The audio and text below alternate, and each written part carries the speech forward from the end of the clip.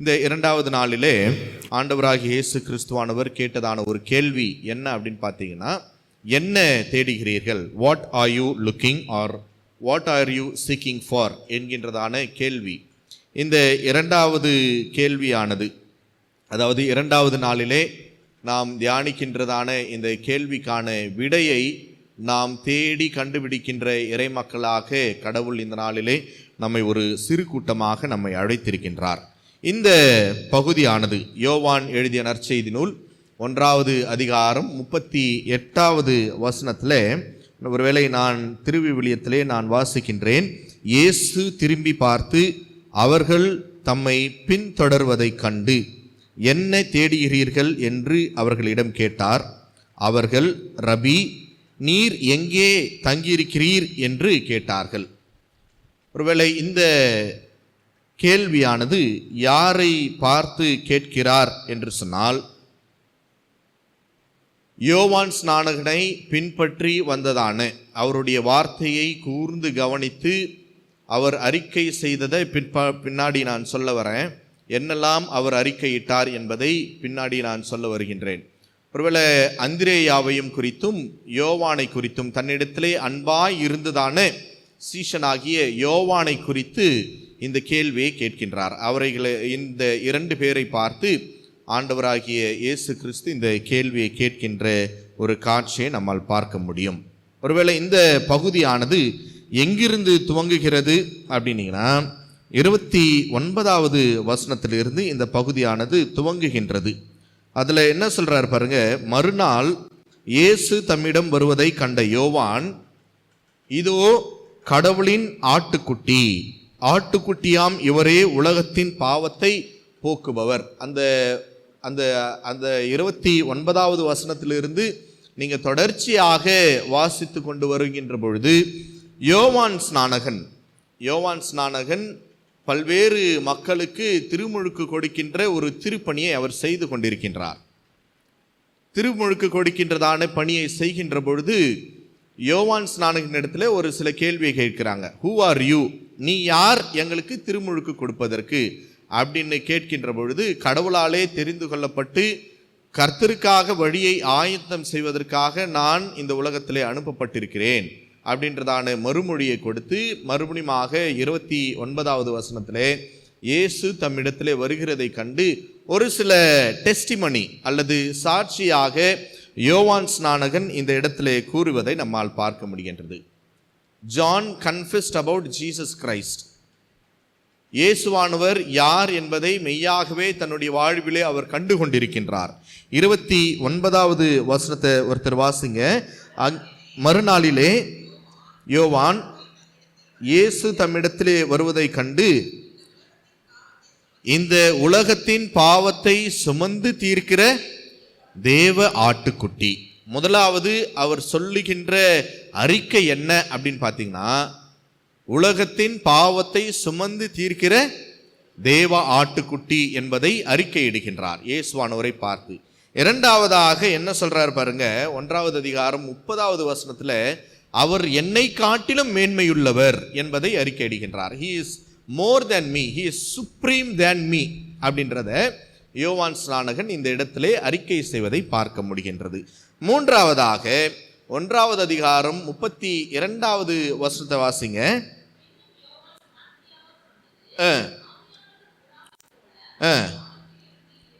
தூய ஆவியானவர் புறாவை போல வானத்திலிருந்து இவர் மீது இருப்பதை நான் கண்டேன். லைவ் விட்னஸ், தான் கண்ட காட்சியை உடனிருந்ததான சீஷர்களிடத்திலே அவர் சொல்லுகின்றார். தூய ஆவியானவர் புறாவை போல இறங்குவதை நான் இவரிடத்திலே நான் பார்த்திருக்கிறேன். நான் இவருக்கு திருமுழுக்கு கொடுத்த பொழுது, ஞானஸ்நானம் கொடுத்த பொழுது தூய ஆவியானவர் புறா வடிவிலே இவர் மீது வந்து இறங்கினதை நான் பார்த்திருக்கிறேன். அப்ப பார்த்த பொழுது தொடர்ந்து 32வது வசனத்துல அவர் சொல்லுகின்ற பொழுது என்ன சொல்றார் பாருங்க. தொடர்ந்து யோவான் சான்றாக கூறியது, தூய ஆவி புறாவை போல வானத்திலிருந்து இறங்கி இவர் மீது இருந்ததை கண்டேன். 33வது வசனத்துல, அது வரைக்கும் எனக்கு என்ன பண்ணாதான், இவர் யார் என்பதை நான் அறியாதிருந்தேன். இவர் யார் என்பதை அறியாதிருந்தேன். இவர் யார் என்பதை நான் அறியாதிருந்தேன் என்ற ஒரு கூற்றை அந்த இடத்திலே சொல்லுகின்றார். ஆனால் தண்ணீரால் திருமுழுக்கு கொடுக்கும்படி என்னை அனுப்பியவர் தூய ஆவி இறங்கி யார் மீது இருப்பதை காண்பீரோ அவரே தூய ஆவியால் திருமுழுக்கு கொடுப்பவர் என்று சொல்லி மறுபடியுமாக ஒரு அறிக்கையை கொடுக்கின்றார். The purpose of Christ Jesus came into the world is to give us baptism by the Holy Spirit. தூய ஆவியினாலே நம் எல்லோருக்கும் திருமுழுக்கு கொடுப்பதற்காக கடவுள் இந்த உலகத்திலே வந்திருக்கிறார் என்பதை நான் அறிந்திருக்கிறேன் என்று சொல்லி அந்த இடத்திலே 1வது அதிகாரம் 33வது வசனத்திலே சொல்லுவதை பார்க்க முடிகின்றது. அடுத்து ஒரு கன்ஃபெஷனை கொடுக்கிறார். அடுத்து ஒரு சான்று பகிர்கின்ற ஒரு காட்சியை நம்ம பார்க்க முடிகின்றது. 34வது வசனத்துல வாசிங்க. இவர் யாரா? கடவுளுடைய மகன், சன் ஆஃப் காட் என்பதை அறிக்கையிடுகின்றார். கடவுளுடைய குமாரன், இறைமகன் என்று சொல்லி அந்த இடத்திலே அறிக்கையிடுகின்றதை பார்க்க முடிகின்றது. 36வது வசனத்துல வாசிக்கின்ற பொழுது 36வது வசனத்தை வாசிங்க. இப்ப யாரு சொல்றாரு? Son of lamb, lamb of God என்று சொல்லுகின்றார். தேவ ஆட்டுக்குட்டி என்பதை இந்த இடத்திலே சொல்லுகின்ற சாட்சியை நம்மால் பார்க்க முடியும். அப்ப இந்த 6 விதமான சாட்சியை கேட்டு இயேசுவானவரை இயேசுவானவரோடு கூட பின்தொடருவதற்காக தம்முடைய எல்லா வேலைகளையும் விட்டுவிட்டு வந்ததான அந்திரேயவையும் பார்த்து தம்மிடத்திலே இருந்ததான அன்பான சீஷராகிய யோவான் இடத்திலே ஆண்டவர் சொல்கிறார், என்ன பார்க்குறீங்க அப்படின்னா ஒரு அர்த்தம் இருக்குல்ல, என்ன தேடுறீங்க அப்படின்னு கேட்குறார். இதெல்லாம் சொல்றார் யோவான் ஸ்நானகன். இந்த 6 சாட்சிகளை சொல்லுகின்றார். இவங்களுக்கு ஒண்ணுமே புரியல. ஐயோ என்னங்க சொல்றீங்க, எனக்கு ஒண்ணுமே புரியலையேங்க அப்படின்வாங்கல்ல. அப்படியாக யோவான் ஸ்நானகனை பார்த்து, என்னங்க சொல்றீங்க, நீங்க மெசியாவை நீங்கள் கண்டிருக்கிறீர்களா? தேவ ஆட்டுக்குட்டியை நீங்கள் பார்த்திருக்கிறீர்களா? இவர்தான் பிதாவினுடைய மகனா என்பதெல்லாம் அவர்களுக்கு ஒரு பெரிய ஆச்சரியமாகவும் பிரமிப்பாகவும் இருக்கின்றது. அப்படிப்பட்டதான நேரத்தில் தான் அவங்களுடைய பிரமிப்பையும் ஆச்சரியத்தையும் அவர்களுடைய கேள்வி நிறைந்த அந்த பார்வையை பார்த்து ஆண்டவராகிய இயேசு கிறிஸ்து சொல்லுகின்றார், என்ன தேடுறீங்க, என்ன தேடுறீங்க, நீங்கள் என்ன தேடிக்கொண்டிருக்கிறீர்கள் அப்படின்னு சொல்லுகின்ற பொழுது இவர்களுக்கு ஒரு ஆர்வம், இயேசுவானவரிடத்துல ஒரு ஆர்வம் இருக்கிறது. என்ன ஆர்வம்? கற்றுக்கொள்ள வேண்டும் என்கின்றதான ஒரு ஆர்வத்தின் அடிப்படையிலே அவங்க என்ன சொல்றாங்க, ரபி நீர் நல்ல போதகர் என்பதை நாங்கள் அறிந்திருக்கிறோம். You are a good teacher. We know that you are a good teacher, but we do not know that you are the son of man. நீர் நல்ல போதகர் என்பதை நாங்கள் பார்த்திருக்கின்றோம், அறிந்திருக்கிறோம். ஆனால் நீ பிதாவினுடைய குமாரன் என்பதை நாங்கள் அறிந்திருக்கவில்லை. நீர் நல்ல போதகர் என்பதை நாங்கள் அறிந்திருக்கிறோம், ஆனால் நீ உலகத்தின் பாவத்தை போக்குகின்ற ஆட்டுக்குட்டி என்பதை நாங்கள் என்ன பண்ணல, உணர்ந்து கொள்ளவில்லை. நீர் நல்ல ஆசிரியர் என்பதை நாங்கள் அறிந்திருக்கிறோம், ஆனால் you are the supreme being அப்படின்றத நாங்கள் என்ன பண்ணல, நீர் மேன்மையுள்ளவர் என்பதை நாங்கள் அறிந்து கொள்ளவில்லை. அப்ப இதையெல்லாம் நாங்கள் இன்னும் அதிகமாக உம்மிடத்தில் நாங்கள் கற்றுக்கொள்ள விரும்புகின்றோம், இன்னும் அதிகமாக உம்மிடத்திலிருந்து நாங்கள் படிக்க விரும்புகின்றோம். அப்ப அந்த கேள்விக்கு அங்க இருந்ததான சீஷர்கள் சொல்றாங்க, பாருங்க, நீங்க எங்க தங்கி இருக்கிறீங்க என்பதை நாங்கள் என்ன பண்ணணும், அறிந்திருக்க வேண்டும். நீங்க எங்கே தங்கியிருக்கிறீர்கள்? ஒருவேளை இவர்களுடைய கூற்றின்படி, இவர்களுடைய விசுவாசத்தின்படி உலகத்தை மீட்டு ரட்சிக்கக்கூடிய மெசியா என்பவர் ஒருவர் வருவார் என்பதை நாங்கள் சொல்லி கேட்டிருக்கிறோம். ஏன்னா இவங்க மீன்பிடி தொழிலை செய்து கொண்டிருக்கிறவர்கள். அந்த நிலையிலே இருப்பவர்களோடு கூட தான் இவர்களுடைய அறிவு ஆற்றலும் சார்ந்திருக்கும். அதனால தான் இயேசுவானவர் சொல்றாரு, பேதுருவை பார்த்து சொல்றாரு, நீங்க கடலினுடைய மத்தியிலே சென்று உங்களுடைய வலையை போடுங்கள். ஐயரே, ராம் முழுவதும் நாங்கள் பிரயாசப்பட்டோம், ஒன்றும் கிடைக்கல, நாங்கள் எல்லாம் முழுவதுமாக டயர்டாகி இருக்கிறோம். இப்போ ஆண்டவர் சொல்றாரு, இல்லை, நீங்க எங்க போய் போடுங்க, கடலின் மத்தியிலே சென்று வலையை போடுங்கள் என்று சொல்லுகின்ற பொழுது அப்பதான் அவங்க உணர்ந்து கொள்ளுகிறார்கள், ஓஹோ இவர் யார் தான், யாரோ ஒருவர், அந்நியர் அல்ல, இவரு நம்மோடு கூட இருக்கின்ற ஒரு மெய்யான கடவுளுடைய மகன் என்பதை அவர்கள் உணர்ந்து கொள்ளுகின்றார்கள். அப்ப இன்றைக்கு இந்த பகுதியின் வழியாக இன்றைக்கு என்ன தேடுகிறீர்கள் என்கின்றதான இந்த கேள்விக்கான ஒரு பதிலை நீங்களும் நானும் புரிந்து கொள்ள நாம் அழைக்கப்படுகின்றோம். ஒருவேளை பல நேரங்களிலே யோவான் ஸ்நானகன் சொன்னதான அந்த சான்று பகிர்தல், அவர் சொன்னதான அந்த சாட்சியை போன்று இன்றைக்கு நாமும் கூட அநேக நேரங்களிலே கடவுள் இப்படிப்பட்டவர், கடவுள் அற்புதங்களை செய்கிறவர், அவர் மகத்துவம் வாய்ந்தவர், அவர் வல்லமையுள்ளவர் என்பதையெல்லாம் நாம் கேட்டிருக்கிறோம். ஆனாலும் கூட அவரை முழு மனதோடு கூட நாம் ஏற்றுக்கொள்ளுகின்ற அந்த தன்மை இல்லை.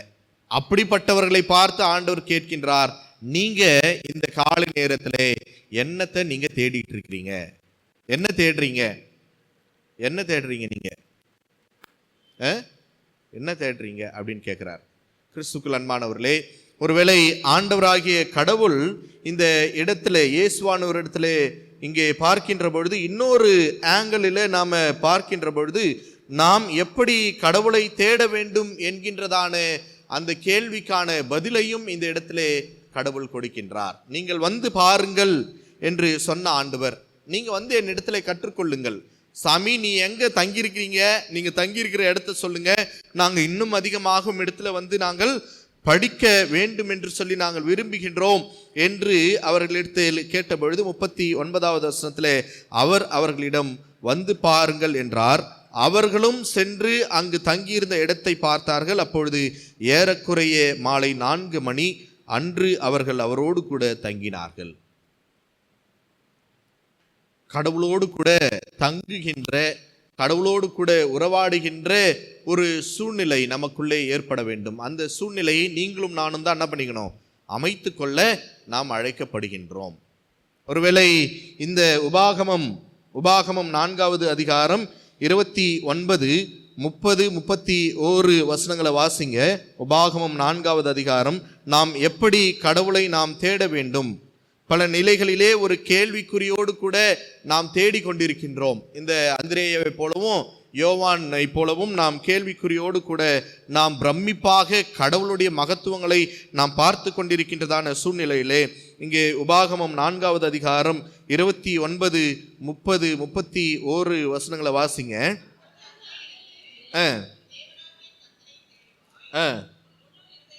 உன் முழு இருதயத்தோடும் உன் முழு ஆத்மாவோடும் அவரை தேடினால் நீங்க என்ன பண்ணுவீங்களா? கண்டடைவீர்கள். முழு இருதயத்தோடு முழு ஆத்மாவோடு கூட அவரை தேடுவீர்கள் என்று சொன்னால் நீங்க என்ன பண்ணுவீங்க? ஆண்டவரை கண்டடைந்து கொள்ளுவீர்கள். எப்படிப்பட்டதான கடவுளை நீங்கள் கண்டடைந்து கொள்வீர்கள் என்று சொன்னால் 30, 31வது வசனத்தை வாசிக்கின்ற பொழுது வாசிங்க. நீங்கள் வியாகுலப்பட இவைகளை எல்லாம் உன்னை தொடர்ந்து பிடிக்கும் போது கடைசி நாட்களில் உன் தேவனாகிய கர்த்தரிடத்தில் திரும்பி அவருடைய சத்தத்திற்கு நீ கீழ்ப்படிவாயானால் உன் தேவனாகிய கர்த்தர் எப்படி இருக்கிறாரா? இரக்கமுள்ள ஆண்டவராக இருக்கிறபடியினாலே முழு இருதயத்தோடு முழு உள்ளத்தோடு கூட நாம் கடவுளை தேடுகின்ற பொழுது முழு இரக்கத்தின் ஆண்டவர் நம்முடைய வாழ்விலே இரக்கத்தை கொடுப்பதற்கு அவர் சித்தமாக இருக்கிறார். வாசிங்க தொடர்ந்து. கடவுள் என்ன பண்ண மாட்டாரா நம்மள? அல்லேலூயா. கடவுள் நம்மை கைவிடாத நேசராக இருக்கின்றார். வாசிங்க. நம்ம என்ன பண்ண போறதில்லை, அழிக்கவும் மாட்டார் என்று சொல்லி பார்க்கின்றோம்.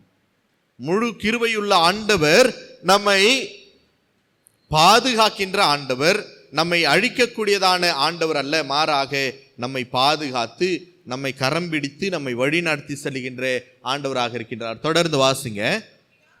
உன் பிதாக்களுக்கு உடன்படிக்கையை அவர் மறக்கவும் மாட்டார் என்று சொல்லப்படுகின்றது. 1 நாளாகமத்தின் புத்தகம் 28வது அதிகாரம் 9வது வசனத்தில் வாசிக்கின்ற பொழுது 1 நாளாகமம் 28, 9வது வசனத்தை வாசிங்க.